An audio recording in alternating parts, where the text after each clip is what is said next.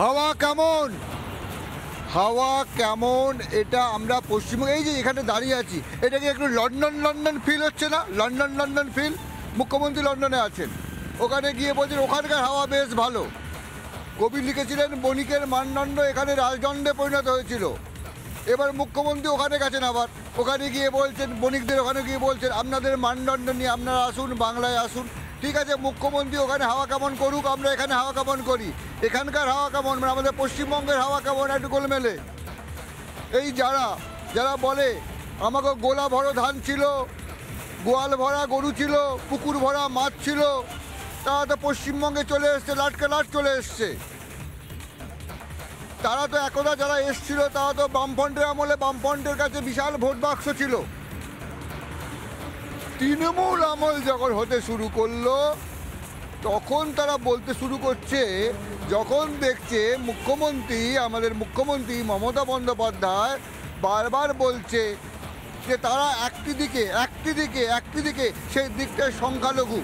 এবার তাদের মনে হচ্ছে আমরা কেন বাংলাদেশ থেকে এই দেশে এসছি, কী কারণে এসছি, এই গোলা ভরা ধান ফেলে, পুকুর ভরা মাছ ফেলে কেন এসছি, এই মনে হওয়াটা নিয়েই শুরু হয়েছে কি একটা দ্বন্দ্ব।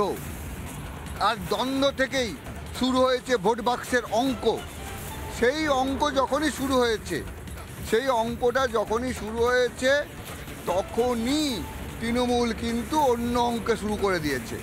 যে অঙ্কটা এই যারা বাংলাদেশ থেকে এখানে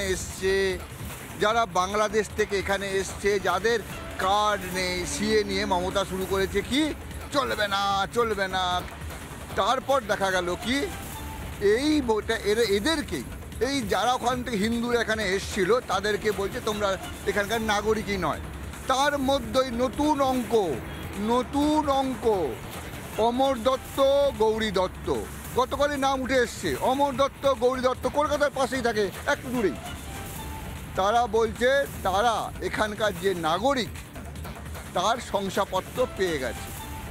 কি শংসাপত্র পেয়ে গেছে তাদেরকে কেউ বলতে পারবে না তারা অন্য দেশে, তারা এসছে, তারা সত্যিই এসছে অন্য দেশ থেকে এসছে ওই পুকুর ভরা মাছ ছেড়ে, গোলা ভরা ধান ছেড়ে। কিন্তু তারা এসছে, আসার পর তাদের ভয় লাগতে শুরু করেছিল এবার আবার বিতাড়িত করে দেওয়া হবে, তাদের এখানে ভোটাধিকার নেই। তারা কারণ কি, তারা হিন্দু, তারা সনাতনী।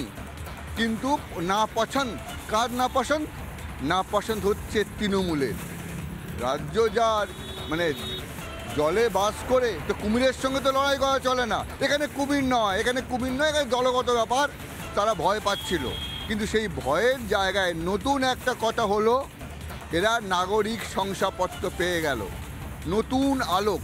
এবং সেই আলোকে বলছে যারা হিন্দু সনাতনী, যাদেরকে বাদ দেওয়ার চেষ্টা করা হচ্ছে, তাদের জায়গায় দিল্লি থেকে আসছে নাগরিক শংসাপত্র, তাদেরকে আর বাদ দেওয়া যাবে না। লড়াই শুরু।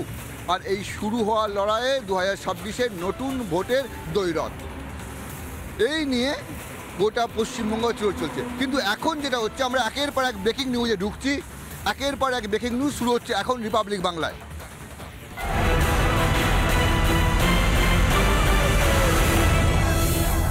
নানা ধরনের কন্টেন্ট দেখার জন্য লাইক করুন, শেয়ার করুন আমাদের ফেসবুক পেজ, সাবস্ক্রাইব করুন আমাদের ইউটিউব চ্যানেল। পাশাপাশি অন্যান্য ব্রেকিং নিউজের জন্য অবশ্যই চোখ রাখুন রিপাবলিক বাংলায়।